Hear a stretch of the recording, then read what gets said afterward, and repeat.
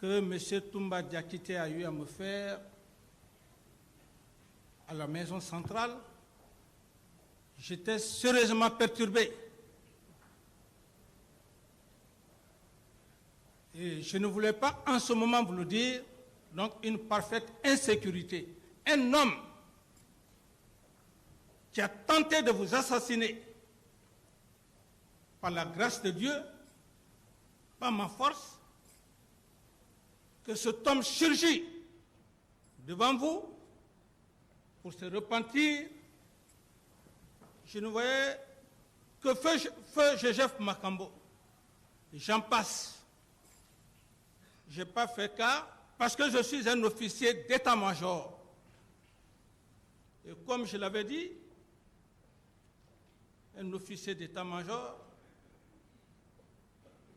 c'est cet homme qui est cadré, qui peut se ressaisir dans certains événements. Un officier d'état-major, c'est cet homme qui accepte de respecter la loi, de se présenter devant son peuple. Je suis capitaine et je mourrai capitaine. C'est ce que je mérite, c'est ce que j'ai eu au sein des forces armées guinéennes par la bravoure de toute l'armée guinéenne. Si je suis devant vous, Monsieur le Président, sachez que c'est mon patriotisme qui me fait venir ici, Monsieur le Président. Autrement, je ne serai plus là. Ou tout au moins, je n'allais pas accepter de venir. J'ai fait à peu près les 13 ans au Burkina Faso. J'ai toute la latitude d'avoir la nationalité de ce peuple, car c'est ce peuple qui m'a adopté,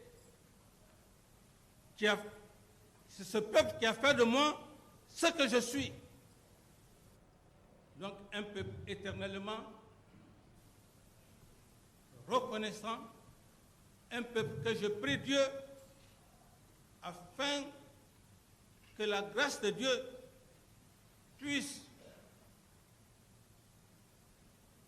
combler les nouvelles autorités afin de lutter contre le terrorisme qui sévit sur cette patrie, pays des hommes intègres, afin que le pays recouvre toute la liberté de son territoire. Monsieur le Président, avant d'entamer l'essentiel, je tiens personnellement à remercier le chef de l'État, le colonel Mamadi Doumbouya, chef suprême des armées, et son ministre de la Justice, garde des Sceaux, et tous les membres du gouvernement,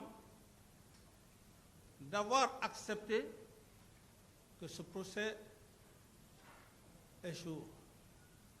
Je m'explique. La vie d'un homme, c'est quoi?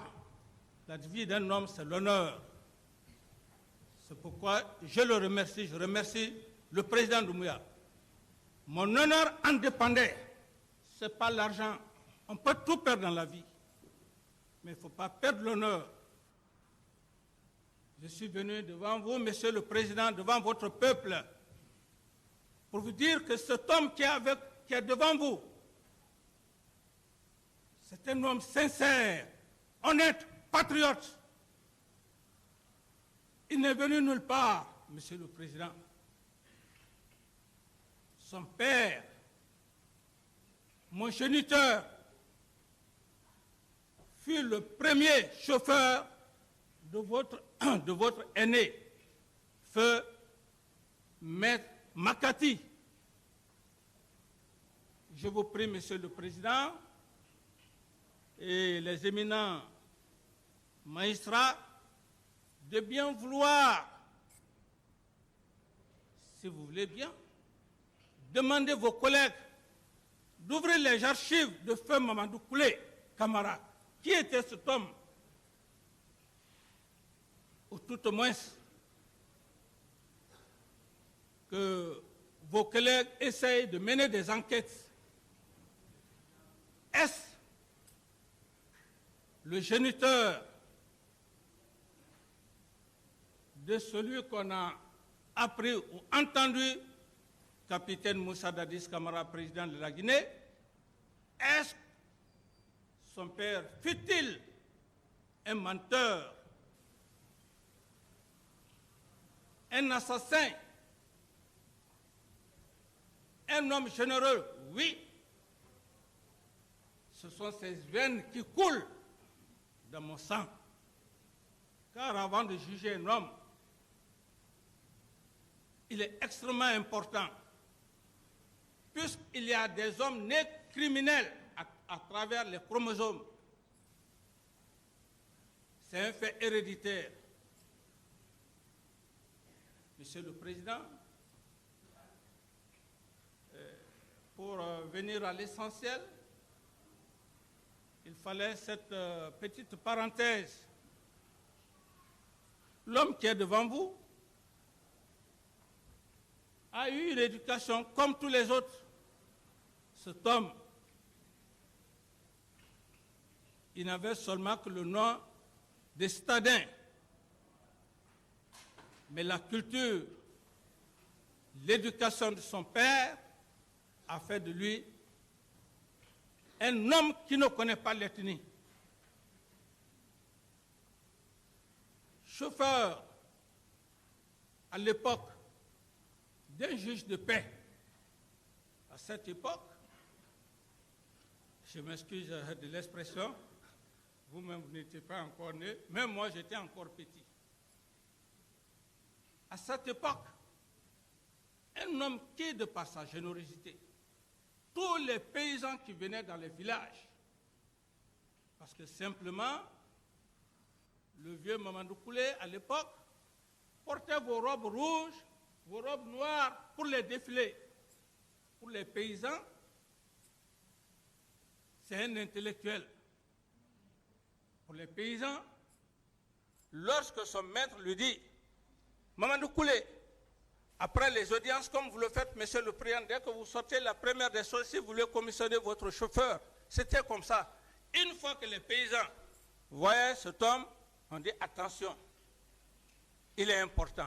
C'est comme ça que cet homme a eu la tendance, jusqu'au moment, il a passé une partie dans la vie politique. Cette éducation, monsieur le président, n'aurait pas été prévue pour nous. Cet homme nous privait. Il n'avait pas besoin de dire tel vient de quel village. Je l'ai vécu. C'est ce qui a fait que je me suis battu pour votre peuple, monsieur le président. Ce n'est pas un fait de hasard. L'homme, on appelle l'homme par les gènes. Les gènes, c'est le caractère héréditaire.